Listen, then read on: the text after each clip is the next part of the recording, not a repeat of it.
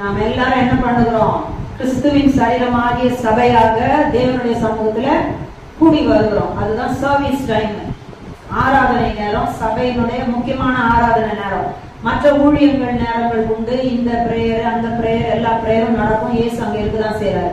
ஆனாலும் ஒரு சர்வீஸ், ஒரு கிறிஸ்துவின் சரீரமாகிய சபை கூடுகிறதுங்கிறது ஒரு வித்தியாசமான ஒரு நேரமா இருக்கிறது. அதுல தனிப்பட்ட முறையில ஒரு விசுவாசியும் நான் யார ஆராதிக்கிறேன், நான் எப்படிப்பட்டவருக்கு முன்னால நிக்கிறேன்றது என்ன செய்யறது இல்ல, உணர்றது இல்ல. ஒரு பாஸ்டர் இருக்காரு, இல்லைன்னா அங்க ஒரு அசிஸ்டன்ட் பாஸ்டர்ஸ் இருப்பாங்க, ஊழியக்காரங்க இருப்பாங்க. நாங்க சர்ச்சுக்கு போறோம், நீங்க எங்க போறீங்கன்னா இந்த இடத்துக்கு போறோம்னு சொல்லிதான் நம்ம சொல்லி கொண்டு இருப்போம்.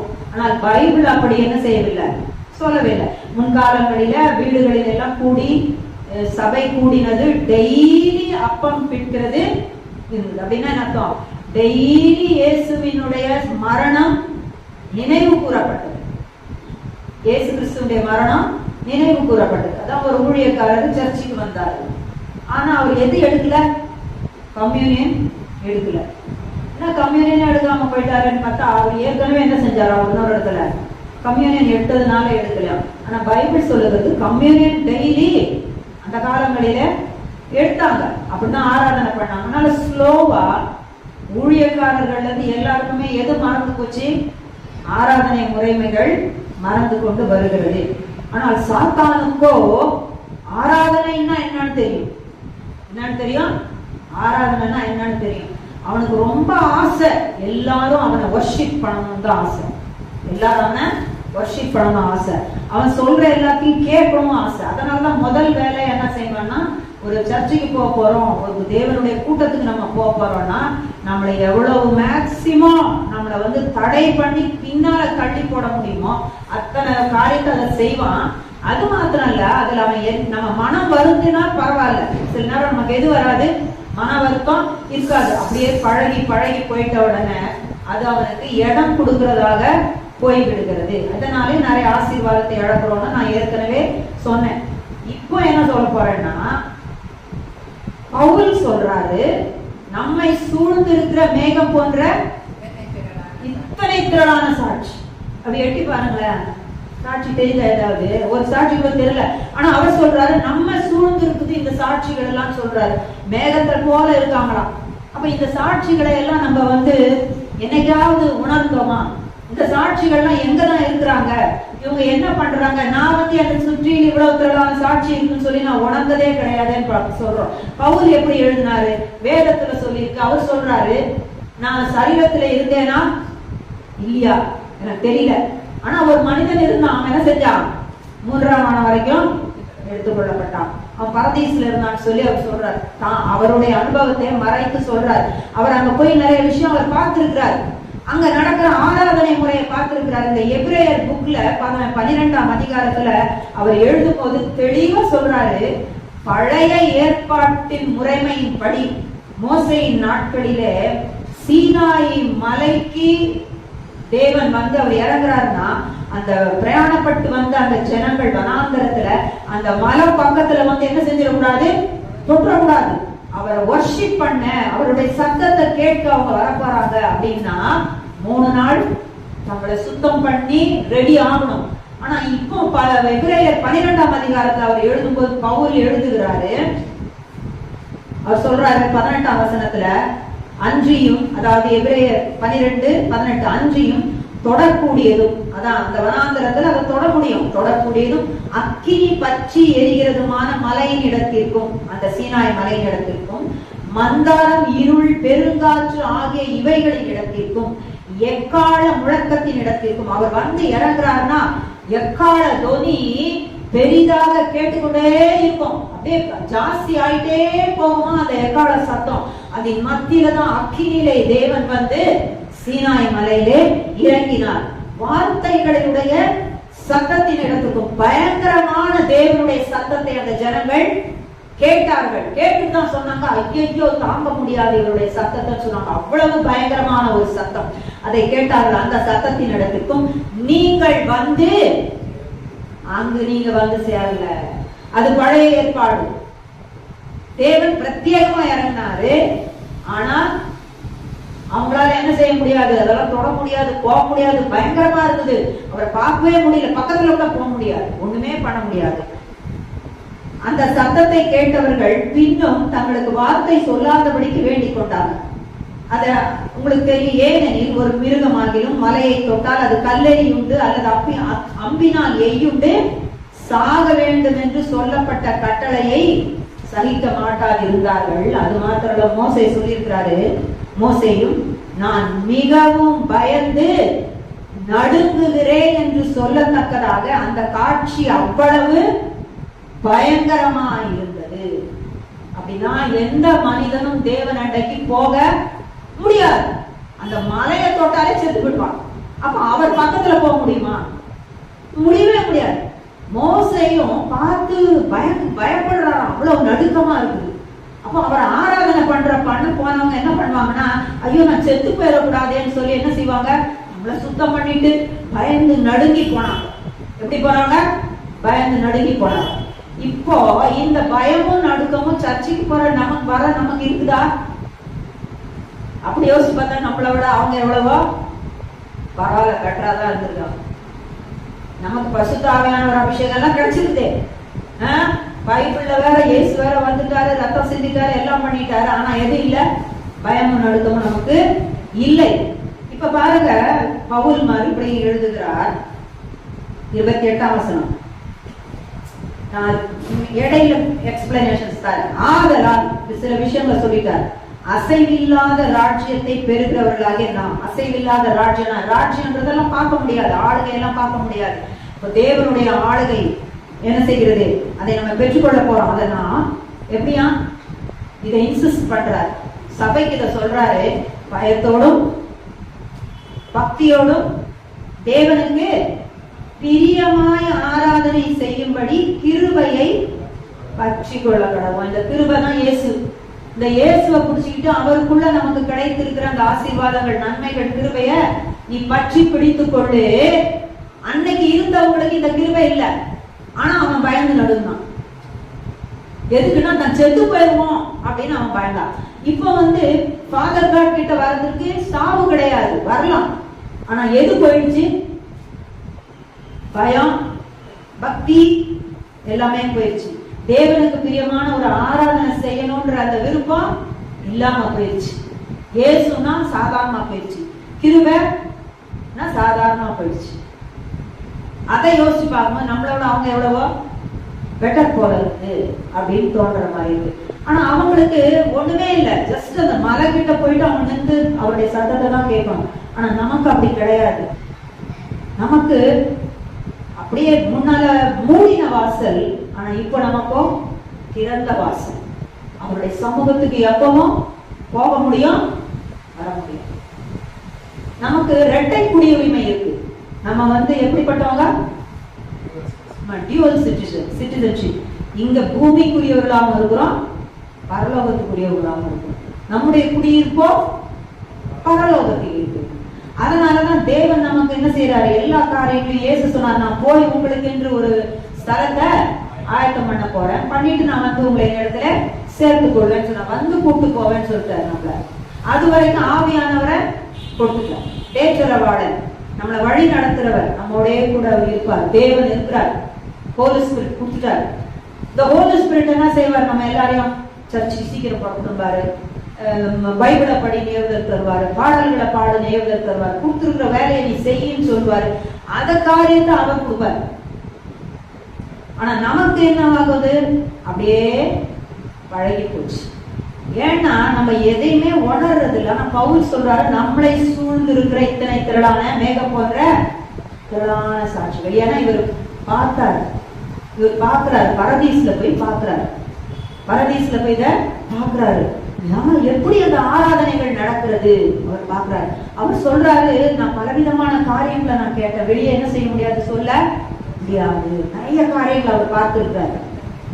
பாருங்க, அந்த மனிதன் இவைகள் எல்லாம் பார்த்த அந்த மனிதன் இயேசுவுக்காக இரத்த சாட்சியாக மரிச்சிட்டார், வாழ்க்கைய கொடுத்துட்டார். அவருக்கு நியாயப்பிரமாணம் அத்துப்படி, அதுல ஒன்னையும் அவர் மீறவும் மாட்டார்.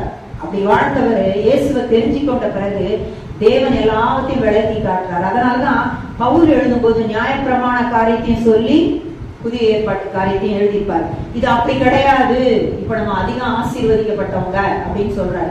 இதுல என்ன சொல்றாருன்னா நம்ம பார்க்கலாம். இன்னொன்னு சொல்லணும், இந்த பரலோக ராஜ்யம் சொல்றாலே, பரலோக ராஜ்யம் பரலோகம் என்கிற அந்த இடம், தேவன் வாசம் பண்ணுகிற ஒரு இடம் தான் பரலோகம். அந்த பரலோகத்தை குறித்து பழைய ஏற்பாட்டுல எப்படி போட்டிருக்காங்கன்னா, ஏசாயா 14ஆம் அதிகாரத்துல நல்லா தெரியும், லூசிபரை குறித்து எழுதி இருக்கிற ஒரு அதிகாரம், சாத்தானை குறித்து சொல்லி இருக்கிற அதிகாரம். என்ன சொல்லியிருப்பான், 14:12 இருந்து வாசிக்கிறேன். அதிகாலையின் மகனாகிய விடிவெள்ளியே, அதுதான் லூசிபர். நீ வானத்திலிருந்து வீழ்ந்தாயே, ஜாதிகளை ஈனப்படுத்தினவனே, நீ தரையிலே விழ வெட்டப்பட்டாயே. நான் வானத்துக்கு ஏறுவேன். ஏன்னா அப்ப அவன் பூமியில இருந்தாங்க. நான் வானத்துக்கு ஏறுவேன், தேவனுடைய நட்சத்திரங்களுக்கு மேலாக என் சிங்காசனத்தை உயர்த்துவேன். அவனுக்கு இந்த பூமியில ஒரு சிங்காசனம் இருந்தது, அவன் ஆளுகை பண்ணிட்டு தான் இருந்தான். ஆனா தேவனுடைய அந்த வானத்துல இருக்க அந்த நட்சத்திரங்களுக்கு மேல நான் என் சிங்காசனத்தை நான் அங்க கொண்டு போகணும்னு சொல்லி அவன் ஆசைப்பட்டான்.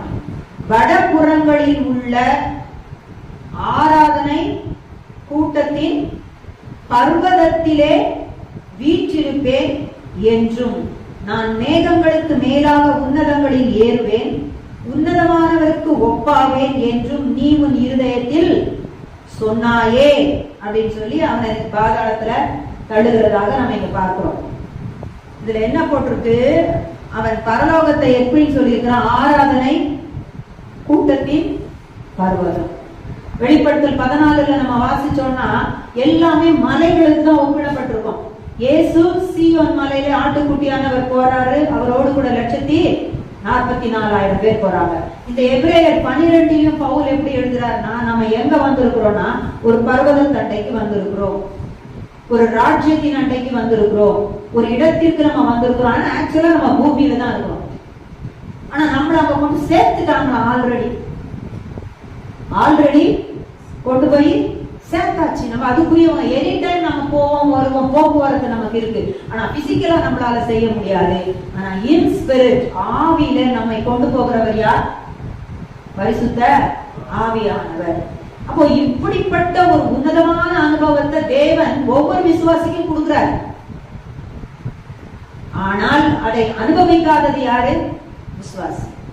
நான் எங்க போறேன், அதுல வேற, நான் இந்த சர்ச்சுக்கு போறேன், நான் அந்த சர்ச்சுக்கு போறேன், அதுலதான் ஒரு பெருமை. என்ன, அந்த பாஸ்டர் எங்க வீட்டுக்கு வந்துட்டாரு, இந்த பாஸ்டர் எங்க வீட்டுக்கு வந்தாரு, ஐயோ எவ்வளவு பாஸ்டர் எங்க வீட்டுக்கு, பாஸ்டர் வீட்டுக்கு வராத போறாரு, நீ அங்க மேல போறிய, உன்னை எங்க கொண்டு போறாங்க?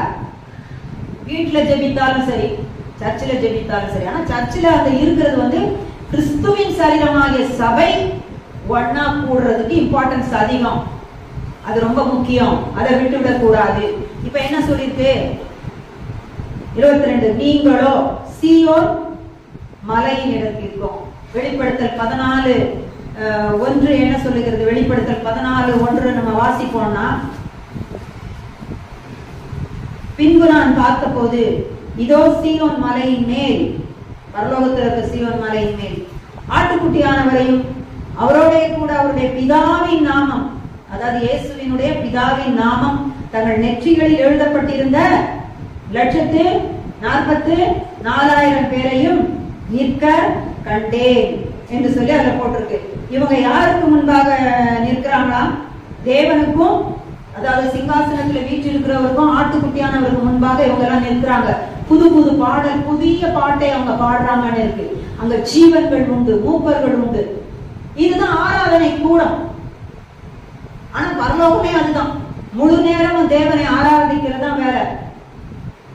இந்த அதே பழைய ஏற்பாடு சொல்லி வடபுறங்களில் உள்ள, அப்படின்னா பிளானட் எர்த்தினுடைய நார்தர்ன் சைடு, நம்ம எப்படி போனாலும் நார்தர்ன் சைடுல இருக்கக்கூடிய ஒரு இடமாக அந்த பரலோகம் சொல்லப்பட்டிருக்கு.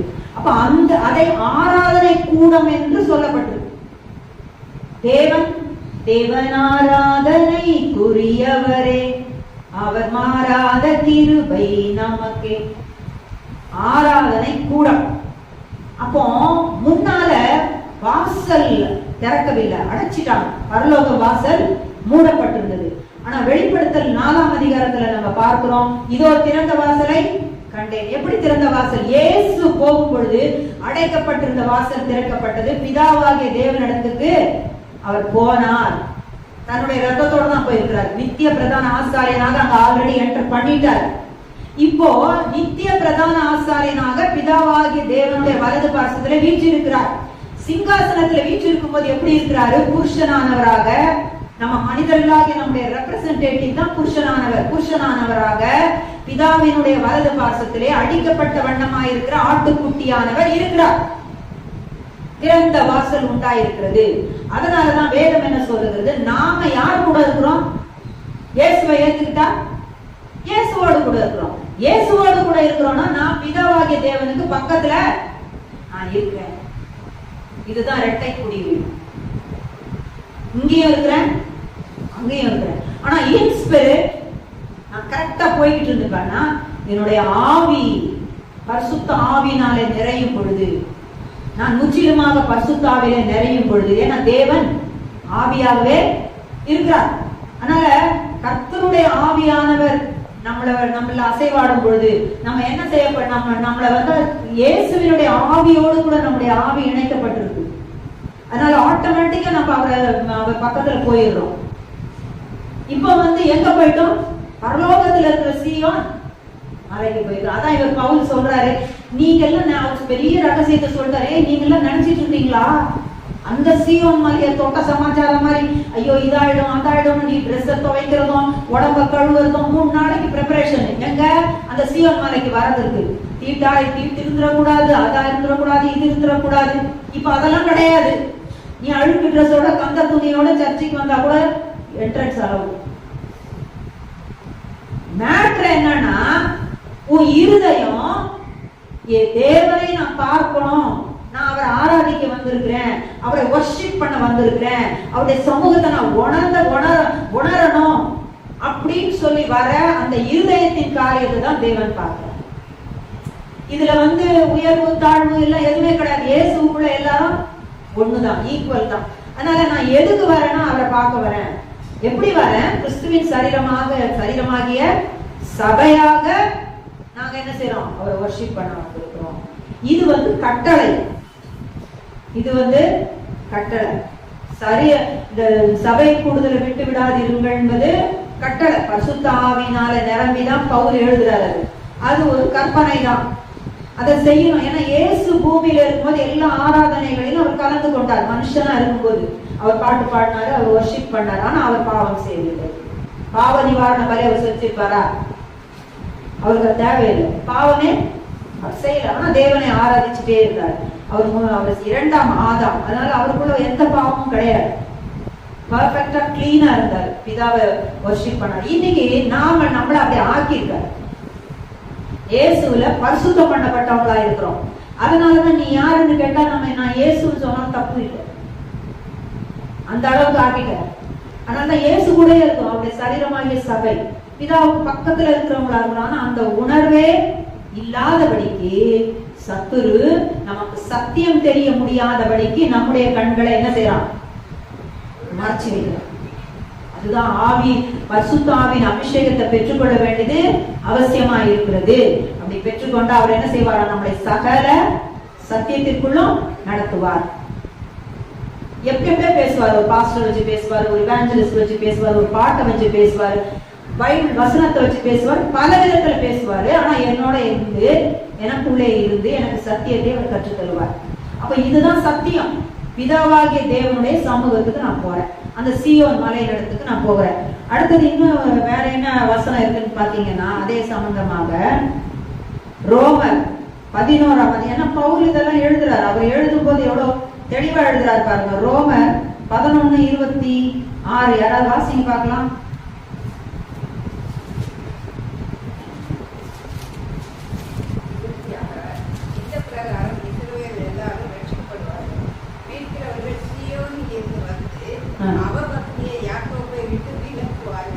மீட்கிறவர் சீயோனிலிருந்து வந்து, அந்த பரலோகத்தை என்னன்னு போட்டிருக்கு? சீயோன். அவர் அங்கிருந்து வருவாராம். வந்து ஏன்னா இஸ்ரவேல் ஜனங்களை கடைசி நாட்களிலே அவர் ரட்சிக்க போறார். அவர் மீட்பார், யாவரையும் மீட்பார். ஏன்னா அவங்களுக்கு செகண்ட் சான்ஸ் இருக்குது, வருவார். அவர் எங்க வருவார்னு எழுதிருக்குன்னா சீயோனில் இருந்து தான் வருவார். அப்ப நான் டெய்லி எங்க போறேன்னு கேட்டா, கிறிஸ்துவின் சரீரமாகிய சபைக்கு கொடுக்கப்பட்ட கட்டளை நீங்க கூடி ஆராதனை பண்ணுங்க, ஆராதிக்கணும். அப்ப நான் எங்க போறேன்னு கேட்டா, நான் சீயோன் மலையிடத்திற்கு போகிறேன். இதுதான் பைபிள் சொல்லக்கூடிய ஒரு ஃபேக்ட். அடுத்தது, ஜீவனுள்ள தேவனுடைய நகரமாகிய பரம எருசலேம் இடத்திற்கு. பூமியில ஒரு எருசலேம் இருக்கு, ஜீவனுள்ள தேவன் இப்ப அங்க இருக்கிறாருன்னு சொல்ல முடியாது. ஆனா அவர் எங்க இருக்கிறாரு? பரலோகத்துல இருக்கிறார். அந்த ஜீவனுள்ள தேவனுடைய நகரமாகிய பரம எருசலேமின் இடத்திற்கும். இந்த பரம எருசலேமை குறிச்சு நீங்க பார்க்கணும்னு சொன்னீங்கன்னா, இதே எபிரேயர் 11ஆம் அதிகாரத்துல 10-16 வசனத்தை பாருங்க. ஆபிரகாம் எல்லாம் பழைய ஏற்பாட்டு விசுவாசிகளே இந்த பரம நகரத்துக்காக தான் இவங்க காத்தே இருந்தாங்க. அவங்களுக்கு சத்தியம் தெரிஞ்சிருக்கு பாருங்க. எபிரேயர் 11ஆம் அதிகாரத்துல 10-16 அவங்க ஆபிரகாமை குறிச்சு சொல்லும் பொழுது என்ன சொல்லிருக்குன்னா, விசுவாசத்தினாலே 9ஆம் வசனம், விசுவாசத்தினாலே அவன் வாக்குத்தத்தம் பண்ணப்பட்ட தேசத்திலே, அதான் கானான் தேசத்திலே, அந்த இஸ்ரேல் தேசத்திலே பரதேசியை போல சஞ்சரித்து, அவங்க இது என் சொந்த தேசம்னே சொல்லலையா. என்ன தேசம் சொன்னாங்களா? இது பரதேசியா நான் தெரிஞ்சிட்டு இருக்கிறேன், இது நிலைவரமான தேசம் எனக்கு இல்லை. அந்த வாக்குத்தத்தத்திற்கு உடன் சுதந்திரராகிய ஈசாக்கோடும் யாக்கோபோடும் கூடாரங்களில் தான் குடியிருந்தான். ஆனா அவர் என்ன பண்ணாரா? ஏனெனில் தேவன் தாமே கட்டி உண்டாக்கின அஸ்திபாரங்கள் உள்ள நகரத்துக்கு அவன் காத்திருந்தான். ஆபிரகாம அழைக்கும் போது யோசிச்சு பாருங்க, நீ வா, உன்னை ஒரு இடத்துக்கு கொண்டு போறேன், நீ எல்லா இடமும் நட, அந்த தேசத்தை உனக்கும் உன் சந்ததிக்கும் கொடுப்பேன்னு சொன்னாரு. ஆனா இந்த ஆபிரகாம் தன் பிள்ளைகளோடு கூட கூடாரத்துலதான் சஞ்சரித்தாராம். ஆனா எப்படி சொல்லி கொடுத்து சஞ்சரிச்சிருக்கிறாரு பாருங்க. இது நம்ம இங்க எப்படி இருக்கிறோம்? பரதேசியா இருக்கிறோம். தேவன் சொன்னாரு, இதை உனக்கு தரப்போறேன், உனக்கும் உன் சந்ததிக்கும் தரப்போறேன்னு சொன்னார். அவருக்கு அது தெரிஞ்சிருக்கு. இல்ல இல்ல, ஏன்னா மேசியா இன்னும் வரவே இல்ல, அவர் வருவாரு. ஆனா இவர் சொல்றாரு, இப்ப பரதேசியா தான் இருக்கிறோம். ஆனா அவர் சொல்லி கொடுத்திருக்கிறாரு பாருங்க. ஆபிரகாம் அவங்க என்ன சொல்லி கொடுத்திருக்கிறாரு, எப்படி காத்திருந்தாராம்? ஏனெனில் தேவன் தாமே, மனுஷன் கட்டுறது இல்ல, யார் கட்டுறதா? தேவனே கட்டுகிற, கட்டி உண்டாக்கின அஸ்திபாரங்கள் உள்ள. இவரு வாழ்ந்த இடத்துக்கு அஸ்திபாரம் இருக்குதா? அதுல அஸ்திபாரம் கிடையாது. ஆனா அதுல ஒரு வினோதமான அஸ்திபாரம் இருக்க போகுது. அந்த அஸ்திபாரங்கள் உள்ள, அதை கட்டுறவர் யாரு? ஆர்கிடெக்ட் யாரு? பில்டர் யாரு? தேவனே. தேவனே கட்டி எழுப்புகிற அஸ்திபாரம் உள்ள நகரத்துக்கு அவன் காத்திருந்தான். வாழ்நாளின் ஓட்டம் முழுவதுமே இந்த சீயோன் மலைக்கு போறது, இந்த பரம எருசலேமுக்கு போனது அவங்களே காத்திருந்தான். ஆபிரகாமுக்கு சத்தியம் தெரிந்திருக்கிறது. 16ஆம் வசனம் என்ன சொல்லுகிறது? அவங்க என்ன செய்யறாங்களா? 15, தாங்கள் விட்டு வந்த தேசத்தை நினைத்தார்களானால், அதாவது அவங்க அப்பா இருந்த இடத்தெல்லாம் அவங்க விட்டுட்டு வந்துட்டாரு, அதை நினைத்தார்களானால் அதற்கு திரும்பி போவதற்கு அவர்களுக்கு சமயம் கிடைத்திருக்குமே. அப்படின்னா என்ன இருக்குன்னா, அவங்க அப்பா இருந்த இடத்தை அவங்க நினைக்கவே இல்லையா. நினைச்சிருந்தா அங்க போறதுக்கு, அப்பா இருந்த தேசம், நான் அங்க போறேன், அது என் தகப்பன் பெற்று எடுத்தாரு, அதுதான் என்னோட ஒரிஜினல் கண்ட்ரின்னு சொல்லிட்டு அவங்க என்ன செஞ்சிருப்பாங்க? போயிருப்பாங்க. ஆனா அதை நினைக்கவே இல்லையா, சுத்தமா நினைக்கலையா. விட்டுட்டு வந்ததே. ஏன்னா அதை அல்ல, அதிலும் மேன்மையான பரம தேசத்தையே விரும்பினார்கள். அதனாலதான் நம்ம சொல்றோம், ஆபிரகாம் தேவன், ஈசாக்கின் தேவன், யாக்கோபின் தேவன் அவர். அது எப்படி அவர் சொன்னாரு? தேவன் எப்படி? ஆபிரகாம் தேவன் எப்படி? ஆபிரகாம் என்னோட தேவன் நான் அப்படின்னு ஏன் சொன்னாரு? ஈசாக்கின் தேவன் நான் ஏன் சொன்னாரு? யாக்கோபின் தேவன் நான் ஏன் சொன்னாரு? இந்த மாதிரியான விசுவாசம் அவங்கள்ட்ட இருந்ததுனால பைபிள் சொல்லுது, தேவன் அவர்களுடைய தேவன் என்னப்பட வெட்கப்படுகிறது இல்லை. அவர்களுக்கு ஒரு நகரத்தை ஆயத்தம் பண்ணினாரு. அப்போ பவுல் இதை பார்த்துட்டாரு, ஆயத்தம் பண்ணிட்டாருன்னு எழுதிட்டாரு. எப்ப ஆயத்தம் ஆயிடுச்சு? ஜீசஸ் கிரைஸ்ட் போய் கொஞ்ச நாளையிலே எல்லாம் ரெடி ஆயிடுச்சு. ஆனா கிருபையா இருக்கிறார். கிறிஸ்துவின் சரீரமாகிய சபை வளர்கிறதற்கு அநேக ஆத்துமாக்கள் அந்த நகரத்துக்குள்ள உட்பிரவேசிக்கணும்னு சொல்லி தேவன் என்ன செய்யறாரு? நிறைய சந்ததிகளை உண்டாக்கி இருக்கிறாரு. கிட்டத்தட்ட 2000 வருஷங்களா என்ன நடக்குது? சுவிசேஷம் அறிவிக்கப்பட்டு கொண்டே இருக்கிறது. ஆவியானவர் ஊற்றப்பட்டு கிட்டத்தட்ட 2000 வருஷம் ஆயாச்சு. இவ்வளவு நாள பொறுத்து இருக்கிறார், பொறுமையா இருக்கிறார். எல்லாரும் ரட்சிக்கப்பட்டு அந்த இடத்தை சுதந்திரித்துக் கொள்ளணும்னு சொல்லிட்டு அதனால அதை உண்டாக்கிட்டாரு. அது ரெடியா இருக்குது. எந்த நேரமும் நம்ம போனோம், அது அங்க ஆயத்தமா இருக்கு. அப்ப நம்ம நம்ம எல்லாரும் எங்கதான் போறோமா? வர்ஷிப் பண்ற டைம்ல கூடி வந்திருக்கும் பொழுது ஆவியில அங்கதான் இருக்கிறோம். அந்த பரம எருசலேம் இடத்துல போறோம். அதனாலதான் ஜீவனுள்ள தேவனுடைய நகரம். அது பூமியில இருக்கிற எருசலேம் வேற, அது பரம எருசலேம். அது நகரமாகிய பரம எருசலேம் இடத்திற்கும் 1000-10,000 தேவ தூதர்களின் இடத்திற்கும். நீங்க தானியேல் 7ஆம் அதிகாரம் வாசிச்சீங்கன்னா, பிதாவாகிய தேவன் அவருடைய சிங்காசனம் எப்படி இருக்கு? அது அக்கினிமயமா இருக்கு. 1000 பேர்களும் அவரை தொழுது கொண்டார்கள் இருக்கும். தேவ தூதர்கள் எல்லாம் நிறைய பேர் இருக்கிறாங்க. நமக்கு முன்னாடி தள்ளப்பட்ட தேவ தூதன் யாருன்னா லூசிபர், கேருபீன். அவன் லூசிபர். செராபீன், நிறைய கேருபீன்கள் செராபீன்கள் எல்லாம் நிறைய இருக்குது. இவங்க எல்லாம் அங்க இருக்கிறாங்க, ஆல்ரெடி அவரை தொழுது கொண்டே இருக்கிறாங்க, வர்ஷிப் பண்ணி கொண்டே இருக்கிறாங்க. அப்படிப்பட்ட ஒரு கூட்டத்துக்குள்ள நம்மளை கொண்டு போறாங்க. நம்ம போறோம், அங்க கொண்டு சேர்த்துட்டாங்கன்னு போட்டிருக்கு. அந்த இடத்திற்கும் பரலோகத்தில் பேர் எழுதியிருக்கிற முதற் பேரானவர்களுடைய சர்வ சங்கமாகிய சபை நடத்திருக்கும். இது எப்படி ஆங்கிலத்தில் இருக்கும்னா, the general assembly and the church of the first born. general assembly போது எல்லாரும் ஏற்கனவே வந்திருக்கிறோம், போனவங்க எல்லாம்.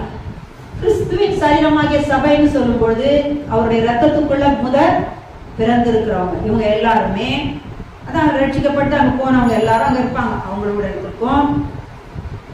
வெறும் நியாயாதிபதி அல்ல, யாவருக்கும் நியாயாதிபதி. ஆதாமினுடைய நாட்களில் இருந்து ஈவன் பின்னும் வரப்போற ஜனத்தொகை எல்லாத்துக்கும் இயேசுவை ஏத்துக்கிட்டவங்க ஏத்துக்காதவங்க எல்லாருக்கும் நியாயாதிபதி. துன்மார்க்கருக்கும் நியாயாதிபதி தான் அவர், சன்மார்க்கருக்கும் அவர் நியாயாதிபதி தான். எல்லா மனிதருக்கும் நியாயாதிபதி. ஏன்னா அவர் எல்லா ஆவிகளுடைய பிதாவா இருக்கிறார். அந்த நியாயாதிபதியின் இடத்திற்கும் பூரணராக்கப்பட்ட நீதிமான்களுடைய ஆவியின் இடத்திற்கும். அதாவது பழைய ஏற்பாட்டு விசுவாசிகளை குறித்து சொல்லும் பொழுது எபிரேயர்ல பவுல் எழுதுறாரு. என்ன எழுதுறாருன்னா, அவர்கள் நம்மை அல்லாமல் பூரணராக்கப்பட இல்லை, அது முடியாது. அதனால முதல்ல நம்ம தான் முந்திக்கிட்டோம். இப்ப பிந்தினால வந்த நம்ம முந்தியாச்சு. அப்போ இந்த இயேசுவை ஏற்றுக்கொள்ளப்பட்டவங்க பூரணராக்கப்பட்டவர்களாக பரலோகம் பார்க்கிறது. நம்மள ஒரு பழுதும் இல்லை. என் பிரியமே நீ ரூபவதி, உன்னிலே பழுதொன்றும் இல்லை. ஆகவே சரீரம் இன்னும் உயிர் தெழல, வருகைக்காக காத்திருக்கிறோம். அந்த சரீரம் உயிர் தெழும்போது அவங்க முழுமையா இருப்பாங்க. இப்ப எப்படிதான் இருக்கிறாங்க? ஆவிகளாக இருக்கிறாங்க. பூரணராக்கப்பட்ட நீதிமான்களுடைய ஆவிகளின் இடத்திற்கு. இது நம்ம பார்த்தோம்னா வெளிப்படுத்தல் 6ஆம் அதிகாரத்துல 9-11 நம்ம வாசிச்சோம்னா, இரட்ட சாட்சிகளாக வெளிப்படுத்தல் 6:9-11 அவர் 5ஆம் முத்திரையை உடைத்த போது தேவ வசனத்தின் நிமித்தமும் தாங்கள் கொடுத்த சாட்சியின் நிமித்தமும் கொல்லப்பட்டவர்களுடைய ஆத்துமாக்களை பலிபீடத்தின் கீழே கண்டேன். அங்க ஒரு பலிபீடம் இருக்கு. அந்த பலிபீடத்துக்கு தான் இவர் போனாரு, தன் ரத்தத்தை எடுத்துட்டு. இயேசு இங்க பூமியில இருந்த கூடாரத்துக்குள்ள அவர் போல மறிச்சிட்டு. சரியா? அங்க கண்டேன், அவர்கள் பரிசுத்தமும் சத்தியமும் உள்ள ஆண்டவரே. பேசுறாங்க பாருங்க தேவனிடத்துல. அவங்க தேவரீர் பூமியின் மேல் குடியிருக்கிறவர்களிடத்தில் எங்கள் ரத்தத்தை குடித்து எதுவரைக்கும் நியாய தீர்ப்பு செய்யாமலும். ஏன்னா பலிபீடம் எங்க இருக்கும்? இயேசு எங்க இருக்கிறாரோ, நியாயாதிபதி எங்க இருக்கிறாரோ அங்க உண்டு ரத்தம் இருக்குன்னு சொல்லுது. நம்ம பின்னால பார்க்க போறோம், தெளிக்கப்படுற ரத்தம் அங்க இருக்கு. அப்போ அவங்க கேட்கறாங்க, எது வரைக்கும் நியாய தீர்ப்பு செய்யாமலும் பழி வாங்காமலும் இருப்பீர் என்று மகா சத்தமிட்டு கூப்பிட்டார்கள். அப்போ இந்த ஆவிகள் எல்லாம் இவங்க உபத்திரவ காலத்துல, மகா உபத்திரவ காலத்துல இருக்க போறவங்க தான். அப்ப ஏற்கனவே ரத்த சாட்சியெல்லாம் மறிச்சிருக்காங்கல்ல. இப்ப பவுல்லாம் மறிச்சிருக்காருன்னா எங்க இருப்பாரு? இவர் அங்கதான் இருப்பாரு. அவருடைய ஸ்பிரிட் அங்கதான் இருக்குது. அந்த பலிபீடத்து பக்கத்துல அவர் இருக்காரு. ரத்த சாட்சியா மறிச்சவங்க அத்தனை பேர், தோமா இங்க மறிச்சாரு, அவருடைய ஸ்பிரிட் அங்க இருக்கு. கேட்பாங்களாம். அதாவது இது உபத்திரவ காலத்துக்கு காரியங்கள். ஆனாலும் எல்லாருடைய ஆவிகளும் அங்க இருக்கு. நிறைய அவங்க ஒவ்வொருத்தரும் ஒரு கூட்டமா இருக்கிறாங்க. அந்தந்த இடத்துக்குரியவங்க வித்தியாசமான இடங்களிலே இருக்கிறாங்க. இப்ப நீங்க பாத்தீங்கன்னா பரலோக ராஜ்யத்தை குறிச்சு நம்ம பார்த்தோம்னா நிறைய வாஸ்ட் பிளேஸ் தான். ஆனா அதுக்கு பெயரே ஆராதனை கூடம் தான். எந்த இடத்துல இருந்தும் தேவனை என்ன செய்ய முடியும்? ஆராதித்து கொண்டே இருக்க முடியும். பெரிய ஆராதனை கூடமாக இப்ப நம்ம அதை பாக்குறோம். இப்ப இதுல ஒரு தேவனுடைய மனுஷன் பரலோக ராஜ்யத்துக்கு எடுத்துக்கொள்ளப்பட்டாரா? எடுத்துக்கொள்ளப்பட்டு போகும்போது ஒவ்வொருத்தரா வரவேற்கிறாங்க. அப்போ ஒரு சூழ்நிலையில தாவீது அவர் என்ன செஞ்சாராம், சில இடங்களுக்கு, ஏன்னா அது வாஸ்ட் பிளேசஸ், பெரிய ஒரு நகரம். அது தாவீதோட டர்ன் வரும்போது தாவீது கொண்டு போய் காண்பிக்க போனாராம். அப்போ இந்த ஊழியக்காரன் பாஸ்டருடைய சிறு குழந்தை மறித்து இருந்துதான். அந்த குழந்தை வளர்ந்துருக்குதான் இப்ப அங்க பரலோக ராஜ்யத்துல. அப்ப அவர் பார்க்கும்போது அந்த குழந்தைக்கு ஒரு கார்டியன் அங்க இருக்காங்களாம். ஏன்னா அந்த குழந்தைக்கு இயேசுவை குறிச்சு அங்கேயும் போதிக்கப்படுது. இங்க எப்படி இருக்கோ இங்க மிஸ் பண்றதை அவங்க அங்க பெற்றுக்கொள்றாங்க. அப்போ யாருன்னு கேட்டா இவருடைய தாயார் தான் அந்த குழந்தைக்கே இன்சார்ஜ் போட்டிருக்குதான். அவங்க மறிச்சு போன தாயார் அவங்க தான் அந்த குழந்தை என்ன செஞ்சுட்டு இருக்கலாம், இயேசுவை குறிச்சு சொல்லி கொடுத்து அங்கேயும் சொல்லி கொடுக்கணும். சொல்லி கொடுத்து அது ஒரு ப்ராசஸ் மாதிரி அது போய் கொண்டு இருக்கு. அப்ப அந்த குழந்தைய காண்பித்திருக்கிறாங்க. அது வளர்ந்து அப்போ அந்த குழந்தை பார்த்திருக்கிறாரு. அது குழந்தைக்கு தெரியல இது யாருன்னு. அப்ப அவங்க சொன்னா, இதுதான் உன்னை பூமியில பெற்றெடுத்த தகப்பன். அப்படியா அப்படின்னும் பொழுது அந்த பிள்ளைகிட்ட, உன்னை ஏன் இயேசு சீக்கிரம் எடுத்துக்கிட்டாரு அப்படின்னு கேட்கும்போது அந்த குழந்தை பதில் சொல்லிச்சான், எனக்கு ஒண்ணும் தெரியாது, ஆனா அவர் எதை செஞ்சாலும் நன்மையா செய்வார். எங்க நமக்கு இப்படி ஒரு ஆன்சர் சொல்ல தெரியுமா? பரலோகத்துல வளர்ற அந்த குழந்தை, அது சின்ன குழந்தையா இருந்தா செத்து போச்சாங்க. அங்க அப்படி பதில் சொல்லுதாங்க, இயேசு எதை செஞ்சாலும் நன்மையாகவே செய்வார். அஞ்சியும் அவர் தீர்மானத்தின் படியே அவரில் அன்பு கூறும் யாவருக்கும் நடப்பது நன்மைக்காக, தீமைக்கு ஏதும் இல்லையே. நடப்பது நன்மைக்காக, தீமைக்கு ஏதும் இல்லையே. இந்த பாஸ்டருக்கு ஆச்சரியமா போயிடுச்சான். பூமியில இருந்தா கூட அவருக்கு கத்து கொடுத்துருந்தா கூட அப்படி ஒரு பதில ஒரு குழந்தை சொல்லியிருக்காரு. அது பரலோகத்துல இருந்துட்டு சொல்லுதான், எனக்கு தெரியாது எதுக்கு என்ன எடுத்துக்கிட்டாருன்னு, ஆனா நான் என்ன செஞ்சிருக்கேன், இங்கதான் வளர்ந்துட்டு வரேன், எல்லாம் நன்மைக்கு. சரி, நான் அடுத்த ஸ்டேஜுக்கு வரும்போது தாவீது கூட்டிட்டு போறா காட்டும் பொழுது, ஏன்னா இவர் குழந்தை இவர் பார்த்தாரு. தாவீது சொன்னாராம், என்னுடைய எல்லா பிள்ளைகளும், அதாவது அவங்க எப்படி பினிஷ் பண்றாங்களோ அதுக்கான இடத்துலதான் இருக்கிறாங்க. இரத்த சாட்சிகளா மறிக்கிறவங்க ஒரு இடமா இருக்காங்க, பழைய ஏற்பாட்டு விசுவாசிகள் ஒரு இடமா இருக்காங்க. அப்படியே அவங்களுடைய ஏதோ ஒரு விதத்துல அங்க இருக்கு, இப்ப தற்சமே இருக்காங்க. அப்போ தாவீது சொன்னாராம், என்னுடைய எல்லா பிள்ளைகளும் வந்துட்டாங்க பரலோகத்துக்கு, ஆனா அந்த ஒரே ஒரு பையனை மாத்திரம் நான் என்ன செய்யல, பார்க்கல, நான் இன்னும் தேடிக்கிட்டு இருக்கேன். இன்னும் தேடுறீங்களா? ஆமா, பரலோகம் அவ்வளவு பெருசு. எத்தனை ஆயிரமா, இது ஒரு 100 வருஷத்துக்கு முன்னால நடந்த ஒரு சங்கதி. ஒரு செஞ்சுரி தான் ஆகுது இந்த சாட்சி. அப்ப எத்தனை ஆண்டுகளா தாவீது தேடுறாரு. ஏன்னா இயேசு பரலோகத்துக்கு கூட்டிட்டு போகும்போது எல்லாரும் போயிட்டாங்க, சரிங்களா? அவர் பரதீசுல கீழே இருந்தவர் போயிட்டாரு. இப்ப போனவர் கிட்டத்தட்ட 2000 வருஷமா பரலோகத்தை தேடுறாராம், தன்னுடைய ஒரு மகனை காணும். அவன் பரலோகம் வந்தானா, அவன் நரகம் போனானா தெரியாது. அதனாலதான் ஒவ்வொரு ஆத்மாவும் நல்லபடியா என்ன செய்யணும், ஓட்டத்தை ஓடி முடிக்க வேண்டி இருக்குது. அவனுடைய கிரியைக்குரிய பலன் கூட வருதுன்னு சொல்றாங்க. ஆனா உயர்வு தாழ்வு கிடையாது. அங்க போனா எல்லாரும் ஒண்ணுதான். அங்க போன பிறகு அது ஒரு வித்தியாசமான ஒரு விஷயம், ஒரு வாழ்க்கையாக அங்க இருக்கிறது. அங்க எந்த கஷ்டமும் இல்லை, ஒண்ணும் இல்லை, மனமகிழ்ச்சி தான். தேவன் எதை செய்கிறாரோ அது நீதியும் நியாயமா இருக்கு. அவங்களுக்கு அதுல எந்த ஒரு இதுவுமே. இப்ப பாருங்க, பரலோக ராஜ்யம்ன்றது அப்படிப்பட்ட ஒரு இடம். அப்ப அது இப்ப ஆயத்தமா தான் இருக்குது. பவுல் அப்ப இதெல்லாம் பார்த்திருக்கிறார். இது ஒரு ஆராதனை கூடன்னு சொல்லி பழைய ஏற்பாடு இதை சொல்லுகிறது. பழைய ஏற்பாடு இதை சொல்லுகிறது. அதனால்தான் அந்த ஆவிகளினுடைய இடத்திற்கும் சொல்லி அதை நம்ம வாசிக்கிறோம். என்ன ஆவிகள்? நீதிமான்களுடைய, பூரணராக்கப்பட்ட நீதிமான்களுடைய ஆவிகளினுடைய இடத்திற்கும், புது உடன்படிக்கையின் மத்தியஸ்தராகிய இயேசுவின் இடத்தில். இயேசு கிறிஸ்து என்ன செய்யறாராம்? அங்க இருக்காராம் பரலோக ராஜ்யத்துல. அப்போ நம்ம இயேசுவை ஆராதிக்க பூமியில எங்க கூடினாலும் அவர் நம்ம மத்தியில இங்க இறங்கி வருகிறாருன்றது அது ஒரு இது. அதே நேரத்துல என்னை ஆவியானவர் எங்கேயும் கொண்டு போயிடுறாரு, மேல கொண்டு போறாரு. இந்த ஸ்பிரிட் மேல போகுது, அங்க கொண்டு போறாரு. இயேசுவின் அண்டைக்கு என்ன கொண்டு போயிருக்காரு. அந்த இயேசுவின் இடத்திற்கும் ஆபேலினுடைய ரத்தம் பேசினதை பார்க்கிறோம், நன்மையானவைகளை பேசுகிற ரத்தமாகிய தெளிக்கப்படும் ரத்தத்தின் இடத்திற்கும் வந்து இனிமேல் சேர்வீர்கள். நான் எழுதியிருக்கேன், வந்து சேர்ந்தீர்கள். ஆல்ரெடி போயாச்சு, சேர்த்துட்டாங்க கொண்டு போய். அதனாலதான் நம்ம ரட்சிக்கப்பட்டுட்டோம்னு சொன்னா அந்த அந்த இது வேலை முடிஞ்சு போச்சு. அப்போ இப்படிப்பட்ட ஒரு இடத்துக்கு நீங்க வந்து சேர்ந்துட்டீங்க ஆல்ரெடி. அப்ப அவர் ஆராதனை பண்ணும்போது எப்படி பண்ணணும்? பயபக்தியோட பண்ணணும், நடுக்கத்தோட பண்ணணும். பழைய ஏற்பாட்டு ஜனங்க வந்து தான் செத்து போயிடக்கூடாதுன்னு நடுக்குனாங்க. இது அப்படி அல்ல. நம்ம வந்து அந்த இது வந்து ஒரு நிஜமாயிடுச்சு. நான் அப்படியே போறேன், பரிசுத்தரை நான் பார்க்கிறேன், ஆராதனை பண்றேன்.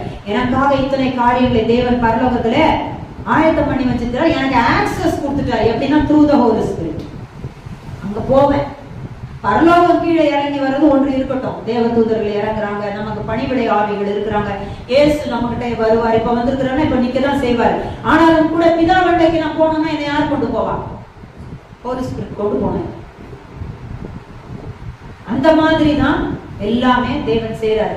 அப்ப அவங்க என்ன சொல்றாங்க? நீ முழுமையா அதை அனுபவிய, இந்த ஆசீர்வாதத்தை இதை புரிந்து கொள்ள. நீ ஏன் அதை அனுபவிக்காம நீ போற? இது ஏன் உனக்கு தெரியல அப்படின்னு சொல்லிதான் நமக்கு வந்து இந்த காரியங்களை பவுல் வந்து எழுதுறாரு. இதுல பேசுகிறவருக்கு நீங்கள் செவி கொடுக்கமா? ஏன்னா இயேசுவினுடைய ரத்தத்தை குறித்து உங்களுக்கு வசனங்கள் தெரியும், அதனால நான் வசனம் சொல்லல, எதுவும் எடுத்துக்கலாம். மத்தேயு 26:28 இது அநேகருடைய பாவம் மன்னிக்கப்படும்படியாக சிந்தப்படுகிற புதிய உடன்படிக்கையின் ரத்தம் சொல்லிட்டார். இயேசு நான் மரிக்க போறேன், பாவத்துல இருக்கிற ஜனங்களை மீட்கும்படியாக நான் என்ன செய்யறேன், என்னையே பலியாக தேவனுக்கு ஜீவனுள்ள பலியாக ஒப்பு கொடுக்கிறேன்னு சொல்லி தன்னை ஒப்பு கொடுத்துட்டாரு. அதனால அவருடைய ரத்தம் தான் புது உடன்படிக்கையின் ரத்தமாக இருக்கிறது. இது தெளிக்கப்படுகிற ரத்தமாக அந்த பரலோகத்துல இருக்கு. இயேசுவின் ரத்தம் நன்மையானவைகளை பேசுகிறது. ஆபேலினுடைய ரத்தத்தை பார்க்கலும்னா என்ன புரியுது உங்களுக்கு? அதுதான் தப்பு. நம்ம கூட அப்படிதான் நினைச்சுப்போம், ஆபேலுடைய ரத்தம் வந்து பழி வாங்கினது. அப்படி இல்ல, ஆபேல் பலியிட்ட ரத்தம். ஆபேல் ஒரு பாவத்துல அதாவது தாய் பாவத்துல கர்ப்பம் தரித்தாள். அவன் பாவத்துக்குள்ளதான் வந்து அவரும் இருக்காரு. ஆனா காயினும் ஆபேலும் பலியிட வரும் பொழுது காயின் நிலத்தினுடைய அதுல விளைச்சல் வந்து கொண்டு வந்து கொடுத்தாரு. ஆனா இந்த ஆபேல் என்ன பண்ணார் தெரியுமா? அவருடைய பெற்றோர் சில விஷயங்களை சொல்லியிருப்பாங்க இல்லையா, நாங்க பாவம் செய்தோம், ஆனால் தேவன் எங்களுக்கு என்ன பண்ணினாரு, நாங்க என்ன செஞ்சோம், இலையெல்லாம் பறிச்சு எங்க நிர்வாணத்தை மூடணும். நாங்க நிர்வாணிகளா இருக்கிறோம்னு நாங்க தெரிஞ்சுக்கிட்டோம், மூடிட்டோம், நாங்க ஓடி ஒளிஞ்சிக்கிட்டோம். அப்போ தேவன் வந்தாரு, எங்களால அவரை பார்க்க முடியல, பயம் வந்துருச்சு. நாங்க சொன்னோம் நான் நிர்வாணியா இருக்கிறேன்னு நாங்க சொன்னோம்.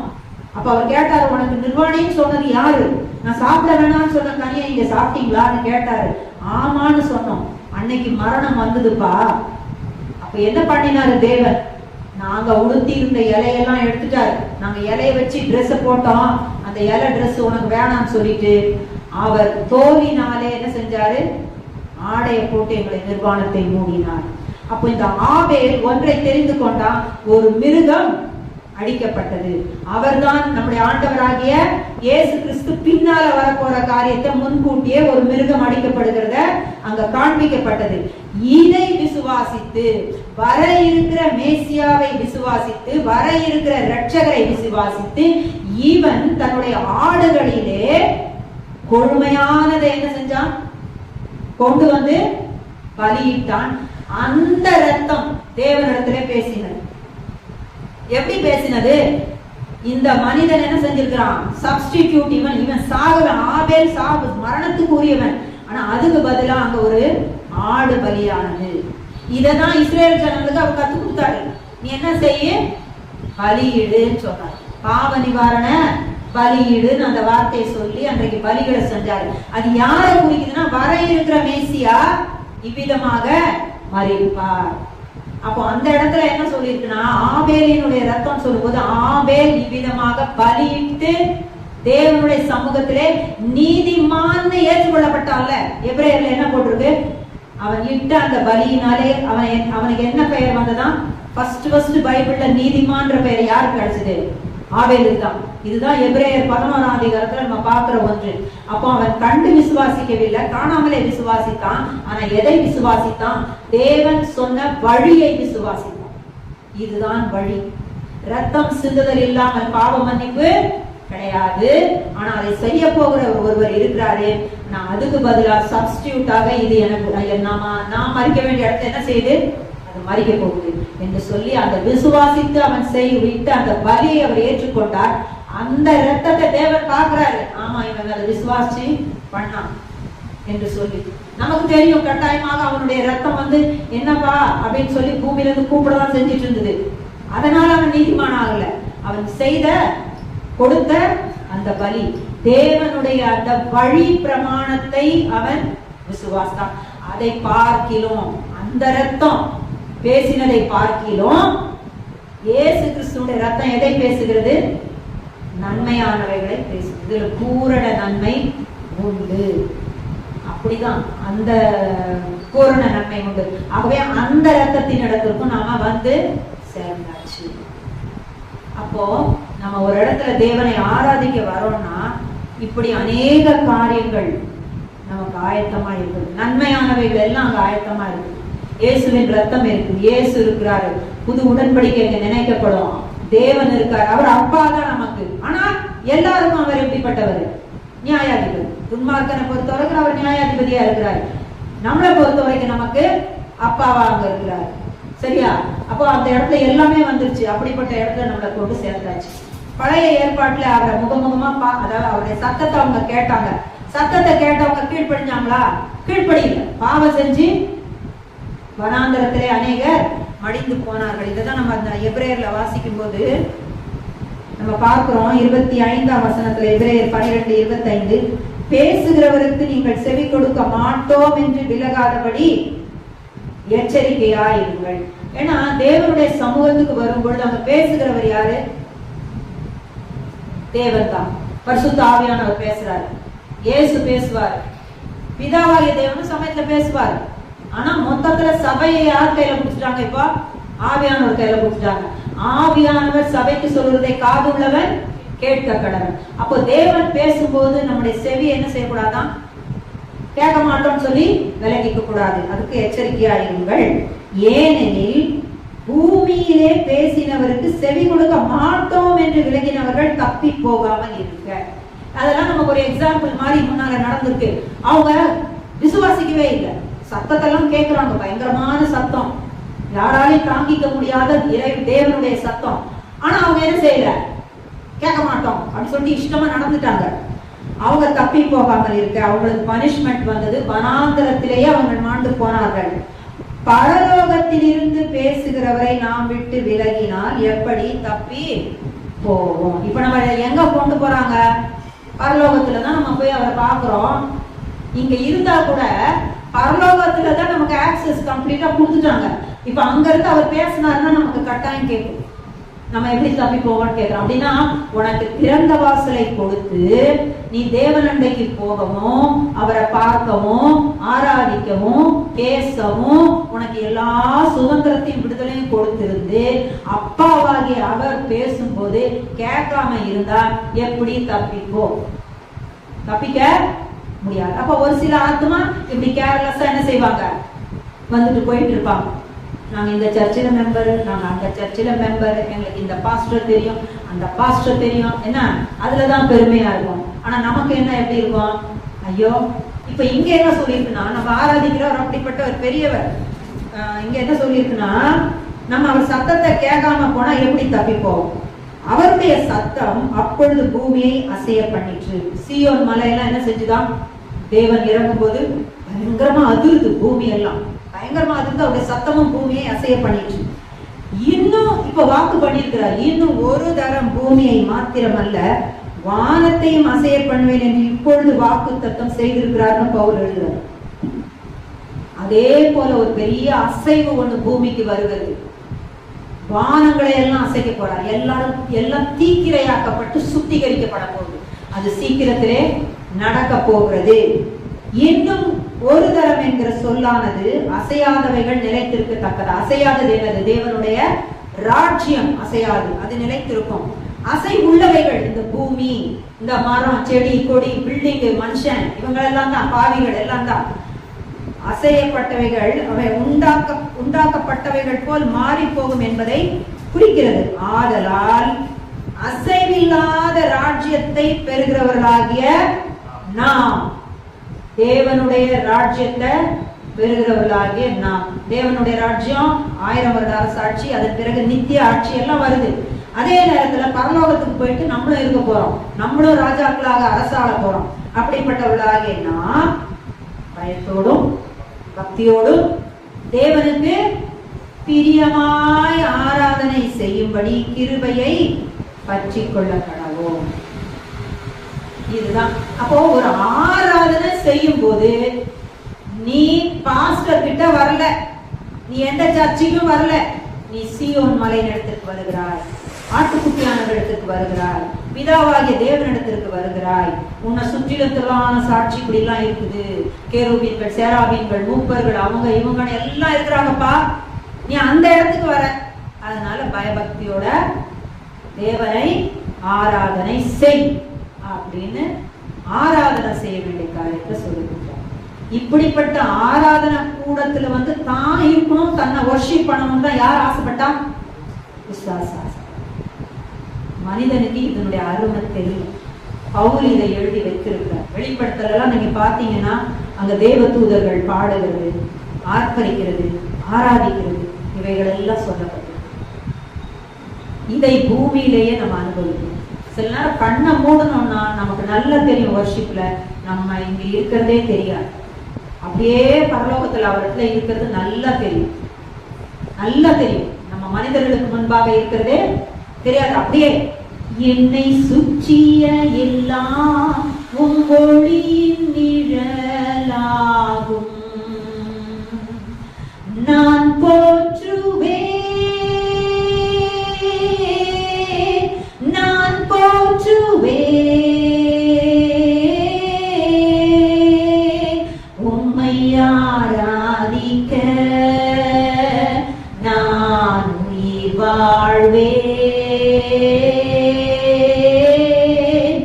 நான் போற்றுவேன், நான் போற்றுவேன், உம்மை ஆராதிக்க நான் உயிர் வாழ்வேன். ஆமா, நம்மளை சுற்றி இருக்கிற எல்லாம் அப்படியே ஒண்ணுமே இல்லாம போகும். இதை நான் அனுபவிக்கிறேன். நான் இதுதான் முக்கியம். என் பக்கத்துல யாரு இருக்கிறாங்க இல்ல, தேவையில்லை. அங்க புல்பிட்டுல யாரு பிரசங்கம் பண்ண போறா, தேவையில்லை. நான் யாருக்கு முன்னால நிக்கிறேன், அதுதான் முக்கியம். அதனால இனிமே நம்ம போகும்போது நம்ம யாருக்காகவும் போலங்க. நம்ம வீட்டுல கூட முட்டி போடுறோம்னா இந்த உணர்வு எப்பவுமே இருக்கணும், நான் அவருக்கு முன்னால வரேன். ஹோலி ஸ்பிரிட் என்ன அதனால்தான் ஆவியானவருடைய இது நமக்கு தேவை. பைபிள்ல ஏன் சொல்லிருக்கு? பரிசுத்த ஆவிக்குள் ஜெபம் பண்ண. பரிசுத்த ஆவிக்குள்ளதான் எல்லாமே நம்ம செய்ய வேண்டி இருக்குது. ஆவியானவர் இல்லாம ஒண்ணுமே பண்ண முடியும். சரியா? அதனால வீட்டுல கூட நம்ம பண்ணும் பொழுது அவர் என்ன செய்வாரு? இந்த உலகத்தையே மறக்க பண்ணிடுவாரு. ஹோலி ஸ்பிரிட்ல நம்ம ஜெபம் பண்ணணும். பைபிள் எடுக்கிறோமா, ஹோலி ஸ்பிரிட் எனக்கு கத்து கொடுங்க அப்படின்போது எல்லாமே ஆவிக்குள்ள பரிசுத்த ஆவிக்குள்ள பண்ணும் பொழுது அவைகளை அங்கீகரிக்கப்படும். நமக்கு அந்த கைடன்ஸ் கரெக்டா இருக்கும். தேவனுடைய நடத்துதல் கரெக்டா இருக்கும். ஜெபம் செய்யும். எங்களை நேசிக்கிற நல்ல தகப்பனே, நீர் எங்களோடு கூட பேசினதற்காக உமக்கு ஸ்தோத்திரம். நீர் எங்களுடைய இருதய வாஞ்சைகளை எல்லாம் பார்க்கிறது. எங்களுக்கு நீர் கற்றுக் கொடுத்திருக்கிற எத்தனையோ பேர் எங்கெங்கயோ இந்த ஆலயத்துக்கு போறாங்க, எல்லாம் பண்றாங்க. இன்றைக்கு இந்த ஒரு சிறு கூட்டத்திற்கு நாங்க உமக்கு முன்பாக வந்திருக்கிறோம் என்பதை ஆணித்தரமாக அதிகாரப்பூர்வமாக இதுதான் சத்தியம் என்று சொல்லி எங்களுக்கு கற்றுக் கொடுத்து எங்களை உற்சாகப்படுத்தி இருப்பதற்காக ஸ்தோத்திரம். நாங்கள் பூமியின் குடிகளாக இருந்தாலும் பரலோக வாசிகளாக உங்களுடைய சமூகத்துக்கு நாங்கள் எப்பொழுதும் எங்க அப்பாவை தரிசிக்க நாங்க வந்து போக எங்களுக்கு நீர் ஒரு ஆக்சஸை கொடுத்து எங்களுக்கு கிருபை செய்திருக்கிறீரே. நாங்கள் வருகிற அந்த இடத்திலே எல்லா ஆசீர்வாதங்களும் எங்களுக்கு நிறைவாய் இருக்கிறதே. உமக்கு நாங்கள் ஸ்தோத்திரம் செலுத்துகிறோம் ஐயா. ஒவ்வொரு நாளும் உங்களுடைய சமூகத்தை நாங்கள் அவிதமாக ருசிக்க அப்பா பிதாவை எங்களுக்கு கிருபை தாங்க. எப்பொழுதும் அந்த பரலோகத்தினுடைய அந்த இன்பத்தை நாங்கள் அனுபவிக்க எங்களுக்கு உதவி செய்யுங்க. நீங்க கொடுக்கக்கூடிய அந்த சந்தோஷம், அந்த சமாதானம் அது மிகவும் பெரிது. ஹல்லேலூயா, ஹல்லேலூயா, ஹல்லேலூயா. ஆகவே இத்தனை பெரியவராகிய நீர் மனிதனுக்கு கொடுத்த வாக்குத்தத்தங்களை எல்லாம் நீர் நிறைவேற்றுகிறீர் என்று சொன்னா நீர் எவ்வளவு உண்மை உள்ளவர் அப்பா. நீர் எவ்வளவு உண்மை உள்ளவர். மனுஷன் ஒன்றுமே இல்லை, ஆனாலும் கூட நான் தருவேன் அனுப்புவேன் என்று சொன்னேன். அப்படி குமாரனை கொடுத்தீர், ஆவியானவரை கொடுத்திருக்கிறீர். உள்ளத்தின் ஆழத்திலிருந்து நன்றி செலுத்துகிறேன். இந்த ஆவியானவர் நீங்காதவராக எங்களுக்குள் இருந்து எங்களை விதமாக வழி நடத்தி உங்களுடைய சமூகத்துக்கு எப்பொழுதும் கொண்டு வருகிறவராக இருப்பதற்காக ஸ்தோத்திரம் அப்பா. நன்றி செலுத்துகிறோம், நன்றி செலுத்துகிறோம், நன்றி செலுத்துகிறோம், நன்றி செலுத்துகிறோம். ஹல்லேலூயா, ஹல்லேலூயா, ஹல்லேலூயா, ஹல்லேலூயா. தொடர்ந்து ஆவியானவருடைய சத்தத்தை புரிந்து கொள்ள கிருபை தாரும். அவருடைய வழி நடத்தலை நாங்கள் அறிந்து கொள்ள எங்களுக்கு உதவி செய்யும். இன்னும் உம்மை அறிகிற அறிவிலே வளர உதவி செய்யும். இயேசுவை போல எங்களை பூரண புருஷராக்கும் அப்பா. உடைய கரத்திலே ஒப்பு கொடுத்து விட்டோம். வந்திருக்கிற எல்லாரையும் ஆசீர்வதியும், குறைவுகளை எல்லாம் நீக்கி போடும், பலப்படுத்தும். இயேசுவின் நாமத்தில் ஜெபிக்கிறோம் பரிசுத்த பிதாவே. ஆமென்.